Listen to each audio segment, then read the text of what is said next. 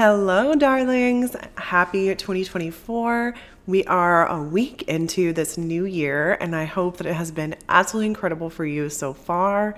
Today, I really want to set some huge goals for the year, just trying to get adjusted into this new year. Now that we're out of the holidays, we've gotten back to work, we've adjusted, maybe we're ready to set some new routines, get some new systems going. I also like to wait a little bit just to do my vision board and everything so I can get all of the holiday chaos out of my head and get really into a new focused routine. So grab notebook or digital planner, whichever one you want to do. Maybe grab some snacks, maybe grab a mocktail, some non-alcoholic grape juice if you want. I'm grabbing water for sure. Grab a friend. I always love doing this with people because I feel like your friends are really good at hyping you up for the most part. Hopefully your friends are. I feel like my friends are great at that. So if they are there and they are hyping you up, they are good friends. So get everything that you need, all the things, and we are going to jump right into my personal step one for any goal setting session, no matter if it's a new year, new month, new week, doesn't matter. What I love to do is psych myself up, hype myself up, be my own hype man, or I can call someone, get them to hype me up too. I don't like just to keep this for our 1 year, even though, this is our new year, new planning, but I like to talk to myself about all the accomplishments that I've had through my life because I think that's awesome. Tell yourself, I have gotten my bachelor's degree, I'm getting a master's degree, my classes are going really well, I managed to get my nails done every month last year, you're doing amazing things, no matter what that is. It's what's important to you and what you think has been the best part of your life so far and your biggest accomplishments, no matter what those are. And no matter who else has to hear it, nobody has to know. It's just for you. Whatever gets you hyped up, all the things that you have done. I tell myself this all the time, I have done really big things in my life. I do have a great career. I have managed to get promoted. I have managed to do these things. I live independently. I'm getting, my own finances and all these things because there's a lot of people that absolutely would love to have your life. I promise. Be aware of what you have done and your accomplishments and your achievements, and also all the things that you have overcome. And tell yourself, I am powerful, I can do this. Because if you go into goal setting with that mindset, you're going to be able to set even bigger goals and accomplish even bigger things. And you're going to realize that even little bitty goals that maybe don't seem like that big of a deal are actually a huge deal. So psych yourself up however you feel. You've made it through 100% of the days that you never thought you would get through, 100% of the bad days, the days you thought were going to be the worst. You've made it through. You are here. You're on the other side. And psych yourself up. Remember that you can do it. So that way, when you step into step 2, you're already I'm amazing. I am so awesome. Because step 2 is going to be your reflection step. Most people do this as step 1, but again, maybe I just like hearing how great I am. I don't know, but you can really get into reflecting in a more positive mindset if you've already told yourself, I'm amazing and I can do anything. So one way that I really like to reflect is asking myself random questions, but making sure that the question leads back to how can I build on that going forward? So a lot of people have those questions of, what was your proudest moment last year? What was your worst moment last year? What are your general accomplishments? I think those are great questions if they're followed up by, how can I build on that? Absolutely celebrate yourself just to celebrate yourself, and then think, okay, what can I do to keep that going? Get that momentum again. So my proudest moment last year, I moved into new city all by myself. I've moved a couple of times by myself before, but moving into this is the biggest city I've lived in. So I feel really accomplished about that and doing my own thing financially and doing my own thing just independently. And I love that. So how can I build on that? Okay, I'm not afraid to do anything. So maybe talking about some solo travel or doing other hard things like honestly getting in front of a camera and talking to people on the internet. It's scary and I want to keep building on those things. So proudest moments, take time, pause this video. I will definitely be here when you get back and think about what really did I accomplish last year and how can I build on that? And if you're not 100% sure, that is totally fine. We're going to talk about some different ways that you can build on things that maybe you already set up, especially when we go into talking about like routines and systems. Those are super, super important. I don't just like setting goals and then just being, okay, bye, good luck. I like talking about routines and systems and how can we implement things we want to do into our everyday life to be a better person and also to like reach bigger goals. Talking about 5-year goals, 10-year goals. We're going to talk about all of that stuff. Just have to get some little logistics out of the way first. So reflect and then come back. So a little 2A, perhaps, a little step 2, part 2 of step 2. Looking at all the things that you accomplished or maybe didn't accomplish last year, I want you to write down what, just from that list, just from looking at your actions alone, what does it seem like your priorities are? And this is 100% not to go, oh, my priorities are horrible, my priorities are terrible. Not about that. It is for getting you to a place where you know what your priorities are. Really, like based on what you have done and accomplished. So one thing that I like to think about is, okay, one accomplishment that I had, like I said, was moving here and being independent. That means like a lot of my priorities probably are things like freedom, finances. That was a big reason why I wanted to move somewhere bigger because I wanted to be around more things to do. Also, I wanted to be around more people, friendships. Something that I really wanted to develop was just more friendships in general. So things are kind of moving along. Also, I started a master's program last year. I took some classes. I did a lot of things. So, okay, obviously I'm taking my personal development as a priority. Once you have your priorities written down based on kind of the actions and the accomplishments and not so great moments from last year, we're going to be able to move into step 3, which to me is kind of the hardest part of this whole thing. I don't even think anything that comes after step 3 is as hard as step 3 is. So step 3, looking at last year and your priorities, everything that you've kind of listed so far. So just do a little recap before we get into step 3. So step 1, we psyched ourselves up talking about all the amazing things that we've done in our life in general. Step 2, we reflected on accomplishments, not so great moments of last year, how we're going to build on them, and also what does it seem like our priorities are or are not based on what we've done last year, based on those actions. And step 3, this is the most important part and the hardest part. Was that what I wanted my priorities to be or what I wanted my accomplishments to be last year? And if not, or if so, like, why was that?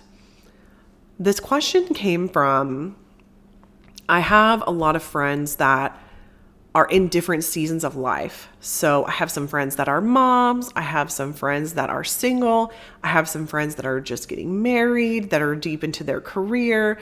They're getting advanced degrees. I'm getting an advanced degree. All these things that are just different seasons of life. And you're going to have different priorities at different seasons. I don't want you to feel like if you're doing one of those life audits or you're listing off your priorities that you're failing in some way because every single thing is not a 10 or everything is not perfect.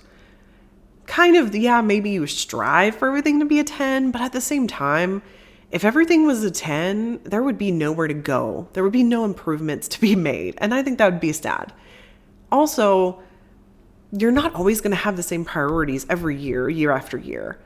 That's why regularly assessing our goals, assessing our priorities, talking honestly to ourselves about what we've done so far, I think that's why it's so important, because you're not going to be in the same season forever. If you have just had a baby, your family is going to be a way, way more important priority than your career. And that in no way means that you are failing to be this amazing like boss babe or whatever. You don't have to do that. It's totally fine. You should set your priorities based on what you want and not what on everybody else on YouTube or whatever is doing and what they're saying. It's your life at the end of the day. And I really strongly believe that. There are so many times when, because, I haven't been married yet, or I feel like I'm falling behind, and is this really what I should be doing? Is my life going the way it should be going? The only person that gets to decide that is you. And that's really powerful. So in this moment, I want you to take that power back for yourself and say, okay, this is the season of life I'm in. I'm happy with the season of life I'm in. And I'm going to set my priorities based on me and what's going on in my life now.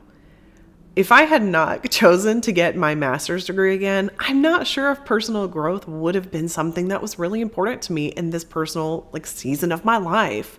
Maybe I would have kept doing some development things, and we'll talk about some of the goals that I have for that, but I don't really think I would have been yes, this is super, super important if I wasn't getting an advanced degree. So I probably would have put something else.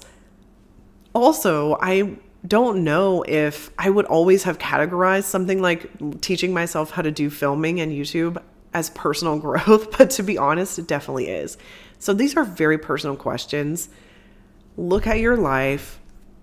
Was 2023 what you wanted it to be? Were the priorities that you feel like you put first what you wanted to put first? And if not, what do you want to put first? I know so many women that are going, I really want to put my health first, but I have all these other things that are clouding my mind. How do I put my health first? You need to look at your systems, your routines, and also, is it possible physically? Are you giving yourself time for that? And if not, how can you give yourself time for that?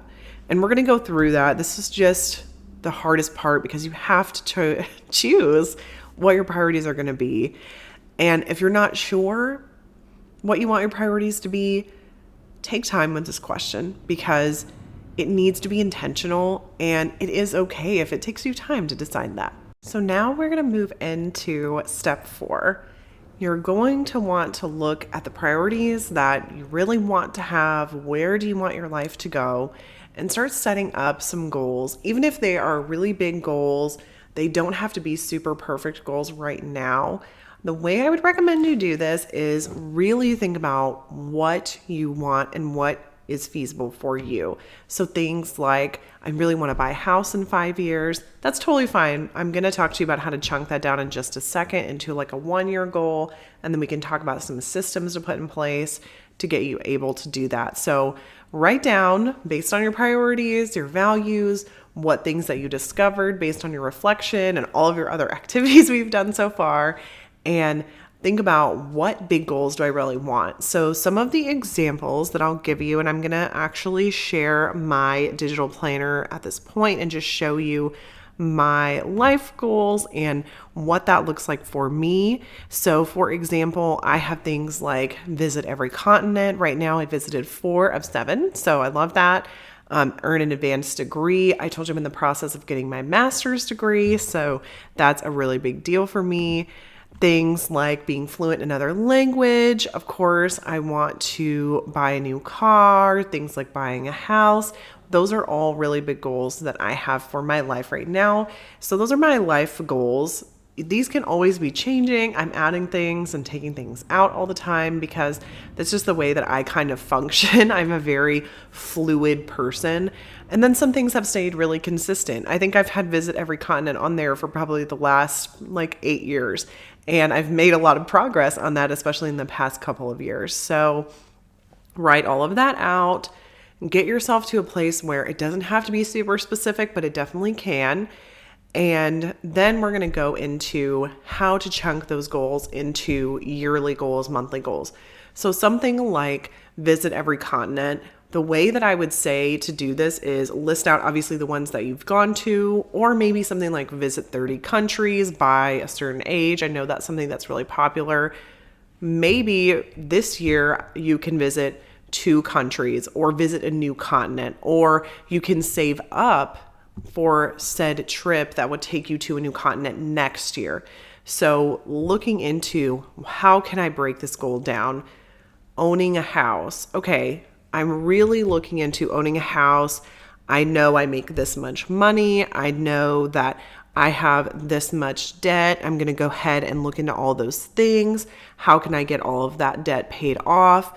Let me look into budgeting. All of these are numbers-based things that will help you break things down into other monthly goals. So let's take an example of I really want to visit a new continent next year. So I really want to visit Australia next year.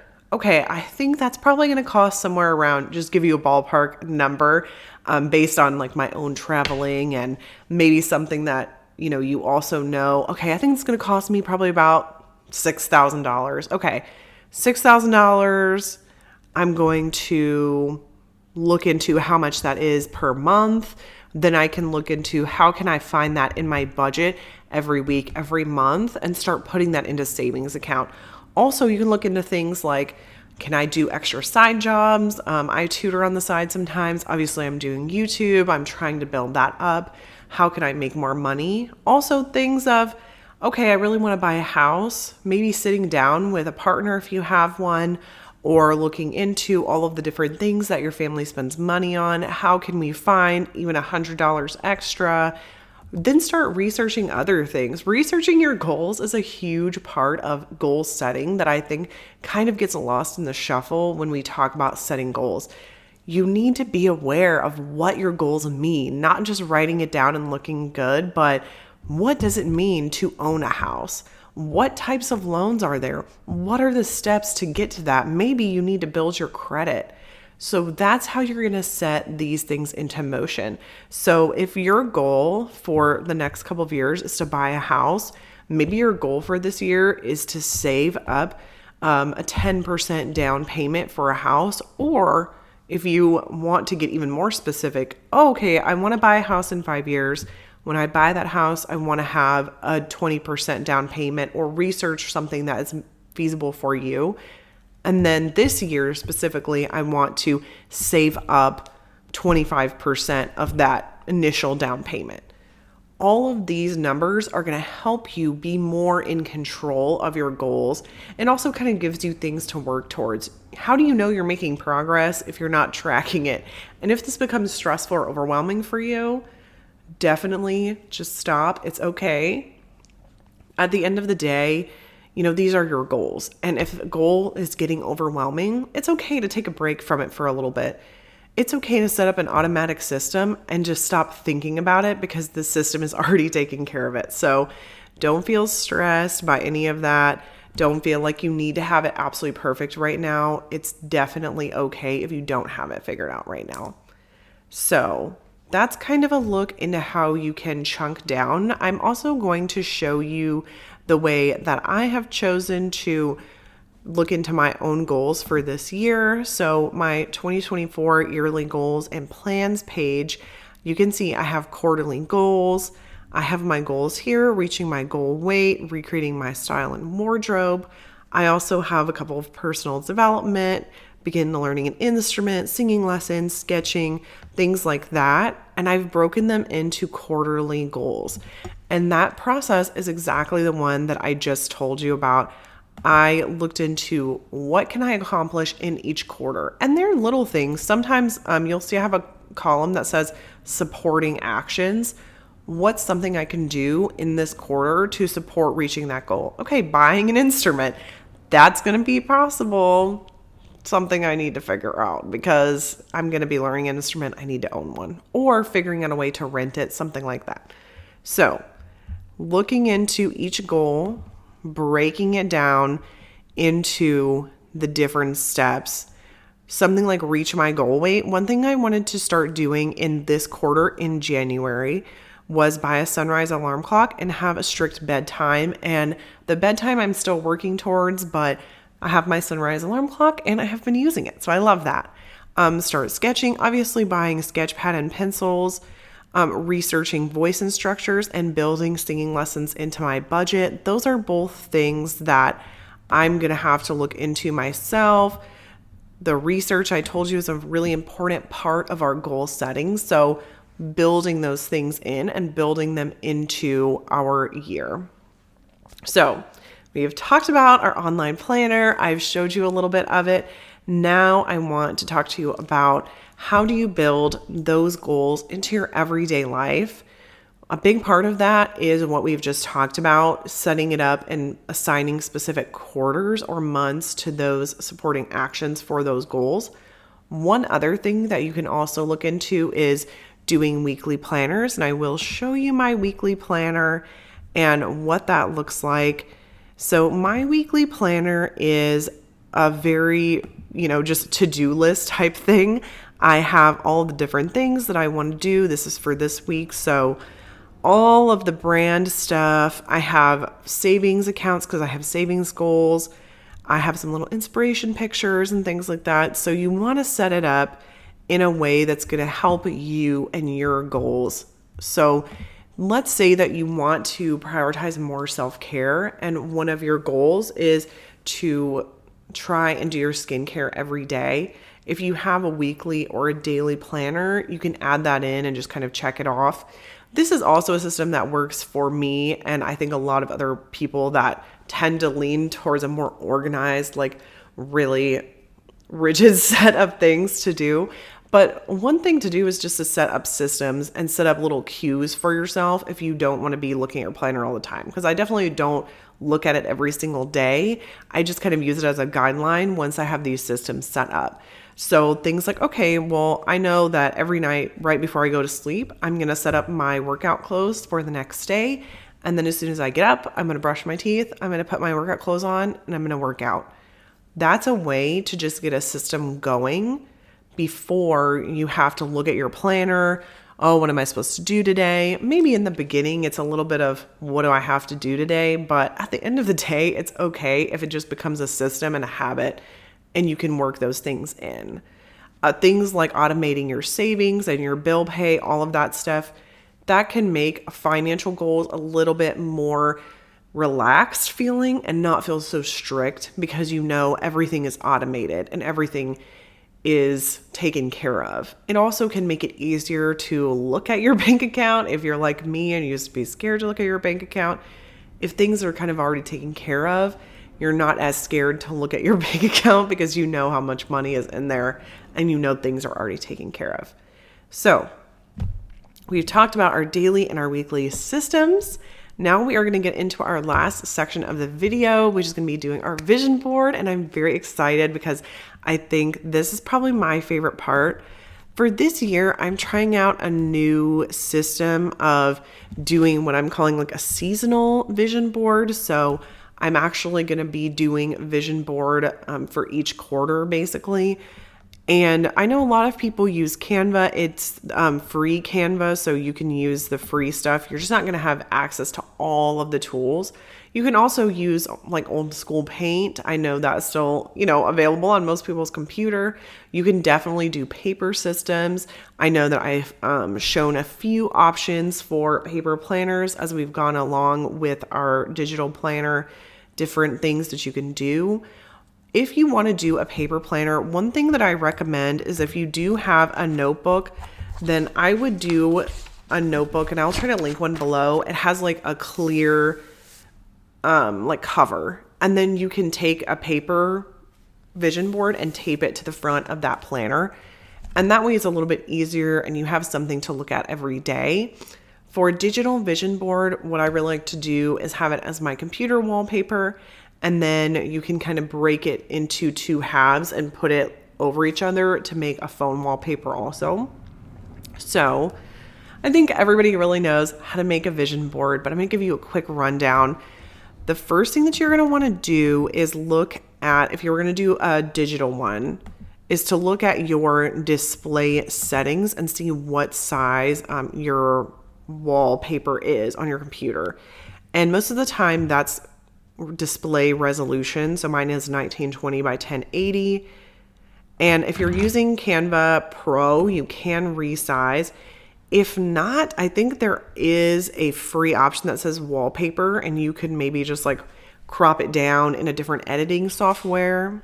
And then just go through your goals for, like the first part of the year. If you want to do something seasonal, which is what I do, I like to do seasonal vision boards because I can choose like all the colors to kind of go together and choose images that really resonate with me for the first part of the year.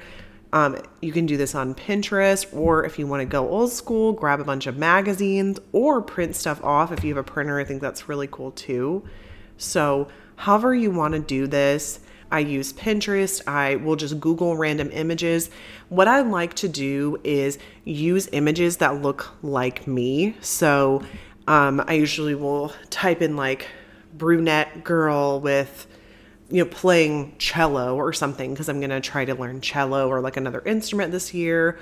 Or even taking images from my own like life. I have some images where I was doing something that was really inspiring for me and I'm going to build on that. So I'll use that image.